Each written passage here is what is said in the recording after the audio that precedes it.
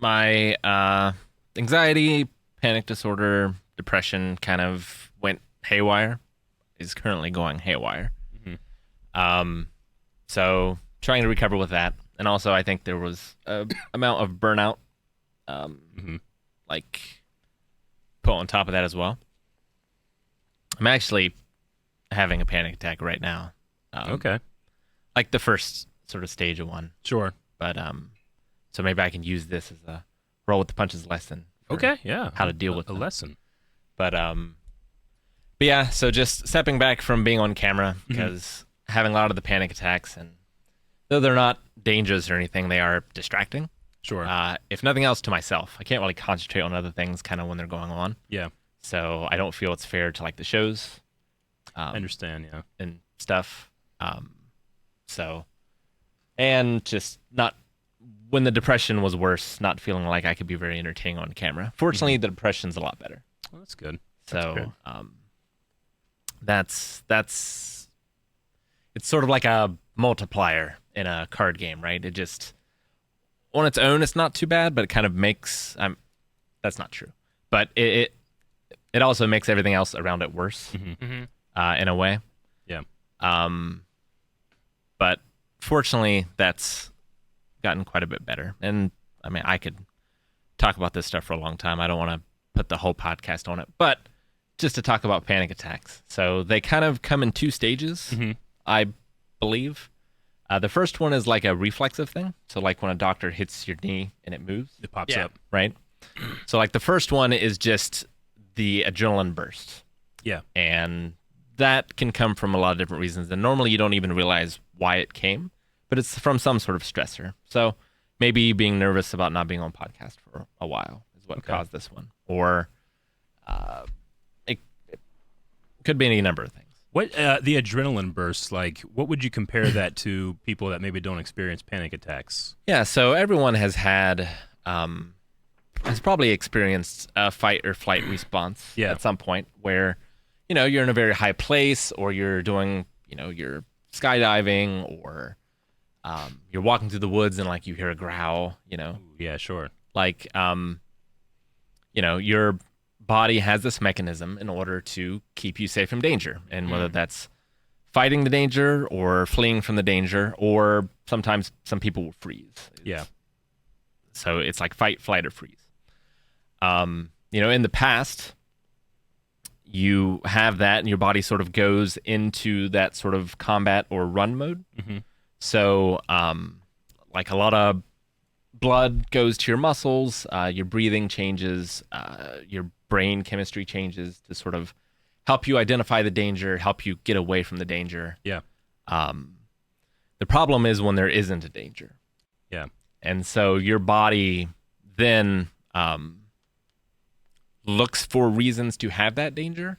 And a lot of times what happens is the very symptoms that the adrenaline itself is causing is what your body fixates on as to what the danger is. Okay. So it can make your heart beat faster and beat harder, it feels like, in your chest. Really, you're just more aware of it. But people mistake that as a heart attack, for example. Sure. Yeah. My big one is breathing. So it causes like a slight swelling of the throat. So it kind of feels like you're choking. And it also makes your tight chest and it sort of causes you to hyperventilate, mainly because you're thinking about your breathing. Sure. Right. That can like almost create like a feedback loop then. Yeah, and the hyperventilation makes a lot of different symptoms worse and things. Yeah. So you have that first reflexive thing where the adrenaline hits, and you will feel some of those things. But then the second part of the panic attacks that I've found is the conscious part of it. So now that you're aware of it, the thing that makes it worse is if you add fear to it, or if you add like bewilderment to it. Okay. Where you are now agreeing with the signal that there is a danger, and now you're freaking out about the danger, and that just sort of makes everything worse. Yeah. Right. But you don't have to have that second part. If you have enough knowledge, or if you are able to accept it enough, you can kind of just have that first part and just kind of ride it out until it goes away. Yeah. Where the problem I was having before was, you freak out about it, and then your body's only designed to have this adrenaline go for 10 to 30 minutes. Yeah. But because you're freaked out about it, your body resets, but then you have it again. And then they just don't stop. Sure.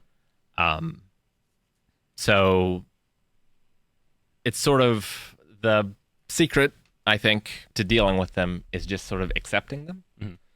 And you don't want to believe that it's just a panic attack because there's always a different sensation that comes along. Like your brain is trying very hard to convince you. Yeah, you got to make sense of something. Yeah, sure. Yeah, and your danger sense is useful, but especially with worn out nerves over time, it gets far too sensitive, and it is convinced that it's right, and it therefore convinces you that it's right. So finding a way to accept that, and that's kind of even going past the panic attack and accepting whatever you think the panic attack is causing.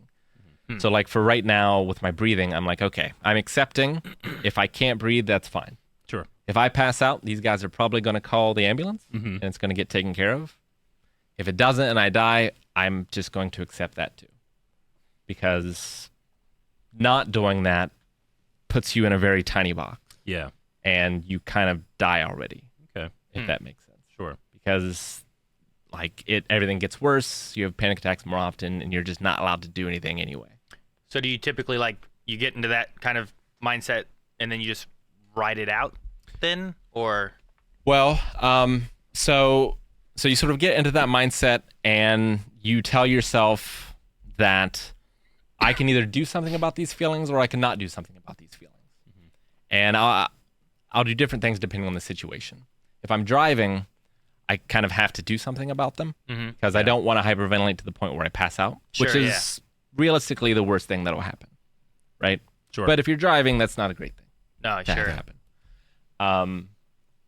So right now, I don't try to distract myself away from it.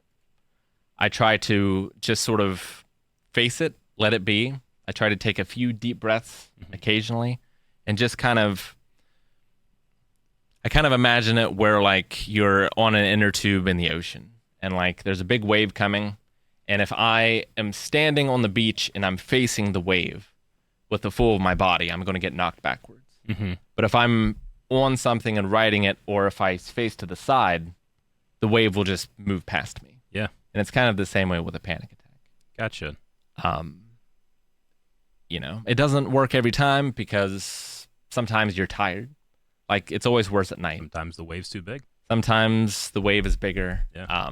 But you accept those failures as well. Sure. And you just see them as learning experiences. And every panic attack, I'm not trying to get rid of panic attacks. I'm accepting the panic attacks as another opportunity to get better at dealing with them. Sure. And therefore, I hope at some point to be able to help other people deal with them. Yeah. Now, for those that are watching, if they have loved ones that have panic attacks like this, do you have any words of advice for how you can help people that you recognize? Do you need to try to stay out of their way? Do you just try to make a more calming environment? So it's kind of, I'm also autistic, so I'll also have autistic meltdowns, which can kind of look like panic attacks. Yeah. There's some differences, but the big thing is it's always scarier when you feel alone. Yeah. So just being with that person and reassuring them is helpful. Sure. So if something does go wrong, you're there to help them or something.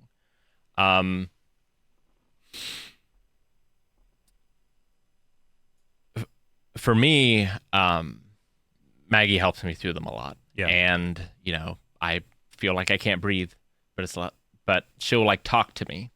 And it's somewhat for distraction, but it's also because I'm talking, I can breathe. Right? Sure. Gotcha. Yeah. So there's different ways to like reset your nervous system.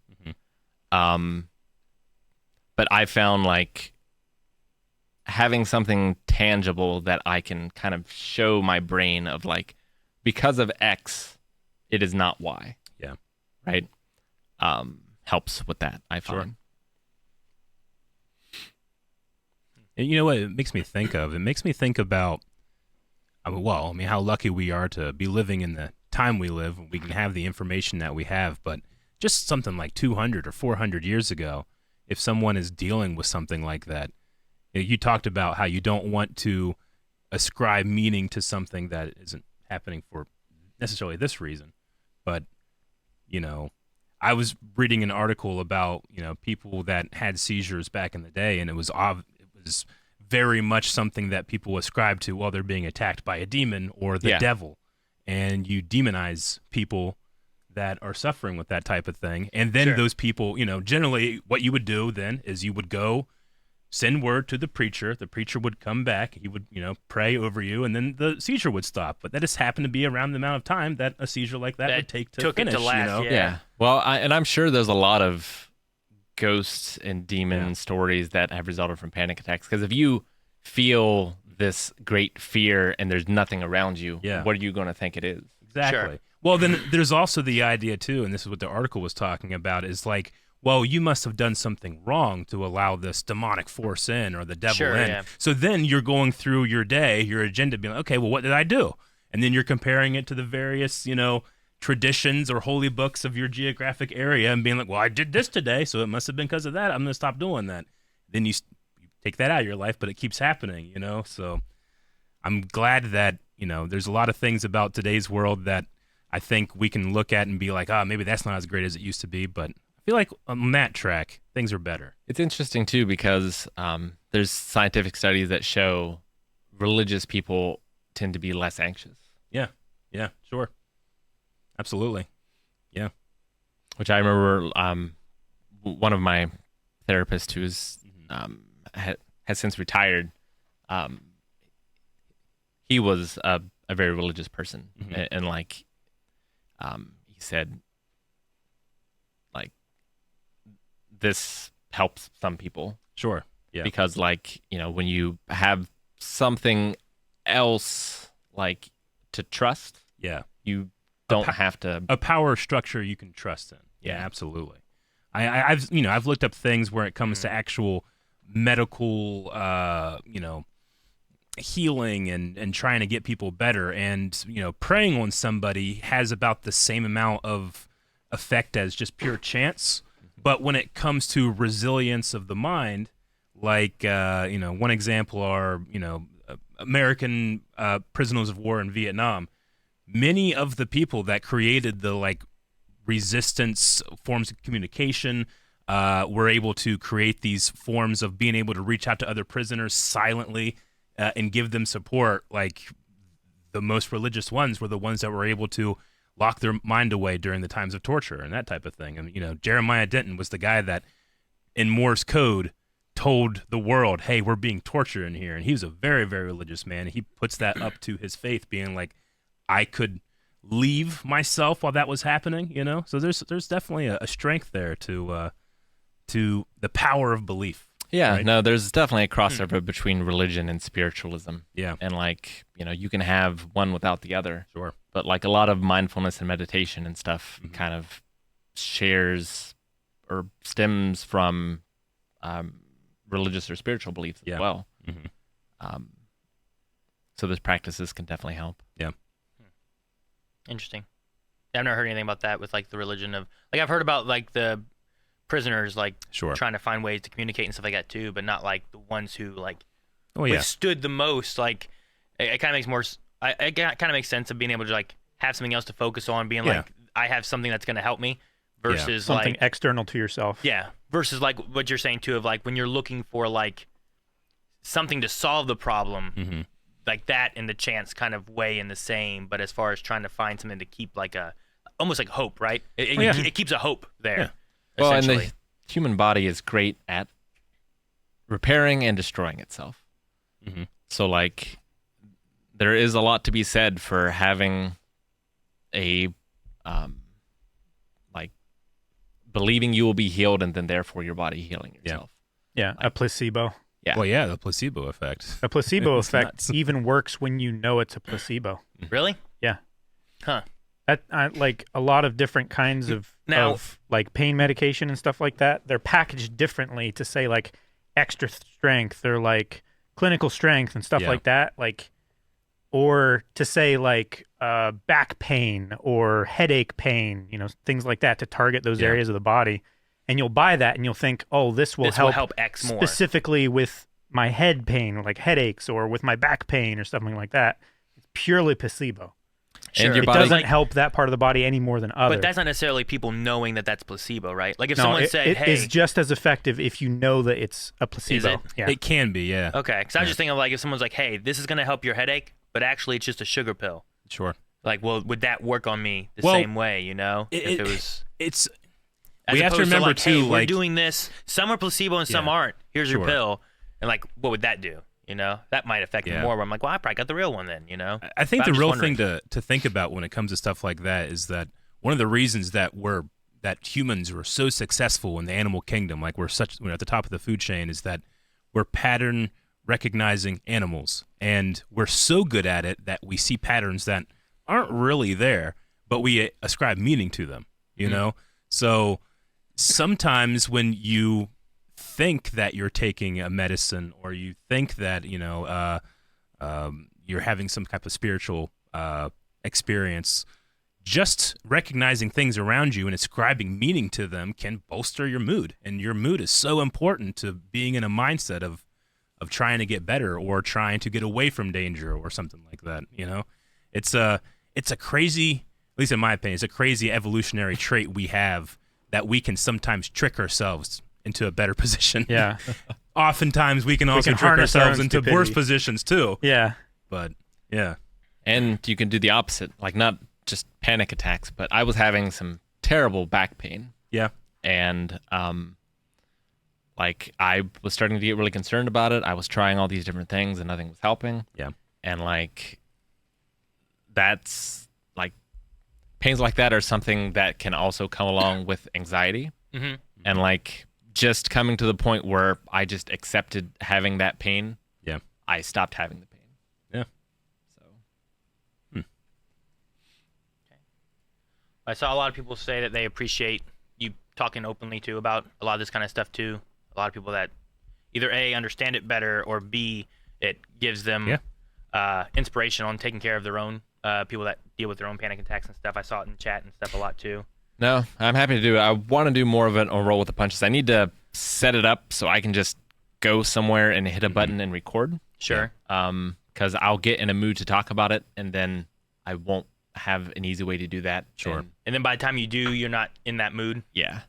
I did see people asking like, where are you now as far as like video wise, and what can they expect to see you in or anything like that too? Like if you're gonna look towards more Roll with the Punches stuff, or if you'll be in. Well, I mean, I haven't decided on some of that stuff yet. I haven't watched a single thing, so there's a lot of catching up to do if I were to get back into any actual shows.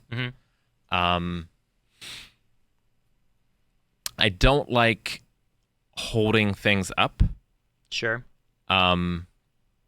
which is one of the things that got me depressed. Yeah. So like I don't like whether or not we can record something being conditional on how I'm feeling that day. I am planning on filming a reaction with you guys tomorrow. Yes, sir. I'm very much looking forward to it. A movie reaction. Yeah. And that one comes out for Christmas too. That'll be our It's like- Christmas that one, hits yeah. YouTube on like the 22nd of December. Yeah. I'm pretty excited about that. And Maggie and I are doing Haikyuu. Yeah. So that's still happening. Mhm. But yeah, there's definitely stuff I want to do, but a lot of my focus has been on recovering, and then also kind of getting the website in a good place to where I can leave it in other capable hands, and then move on to other stuff. But there's other stuff I want to work on too. Sure. Which website is one of those big things that you've been working on a lot. So make sure you guys check out the new website if you haven't. Yeah. Rick's been working really hard on that. It's really cool. Yeah, and if you're interested on more of Rick talking about some of the struggles that he's had, Roll with the Punches, the YouTube channel, like even though there hasn't been some new content in a while, it still is preloaded right now with some really incredible videos that are pretty good. You guys should go check I'm those out. happy with the stuff that's on there. You can go to rollpunches.com, and I have a free campaign journal that you can download, which has a lot of tips and also just has it's something I've been using during this time as well to sort of structure my road to recovery, and it's got mindfulness techniques and stuff in there too. So it's completely free. I recommend checking that out. And when it comes to anxiety stuff, I really recommend Claire Weeks. She's sort of the pioneer of anxiety stuff. She's no longer with us, but she has some books and some audiobooks that are very, very good. And I definitely recommend if you're having problems with anxiety, panic attacks especially, but she also talks about depression as well. So. Gotcha. And I find there's a lot of crossover in the treatment for those two things. Another Rick-related thing, Mike Cabbages says, I wanted to tip my hat or my head for the D&D campaign. It's the RPG that did for October Halloween stream, which Rick set up and worked on. It was amazing. If you haven't seen it, please do so. Which also, that's going to go on the Blind Wave Gaming channel tomorrow morning. Tomorrow morning? Nice. So if you haven't watched it, the VOD will be up on the Blind Wave Gaming channel tomorrow. But that was a lot of fun. That was so much fun. That was a blast. A lot more stuff to that than I thought it was going to be too. And it was neat. You can watch me regret choosing an accent in real time. No, that was a blast. Maggie helped a lot with that as well, so big thanks to her. And that's something I've been doing in the off time. I started another role-playing campaign at home last week. Cool. So one of the things when it comes to recovering from anxiety is you can't just sort of lay in bed. Because a resting, anxious mind is not resting at all, because you're going to be anxious about things. So being engaged in things, particularly things that you're interested in, I am finding is sort of the best way to recover. Sure. So I'm starting off a campaign at home for that reason, although it's been a hard thing to do. I think it's been a good thing. And I want to kind of get back into it and stay sharp, so maybe we can do more of that stuff in the future. Oh, please. That would be lots of fun. Would be fun. I would enjoy that. Yeah, definitely.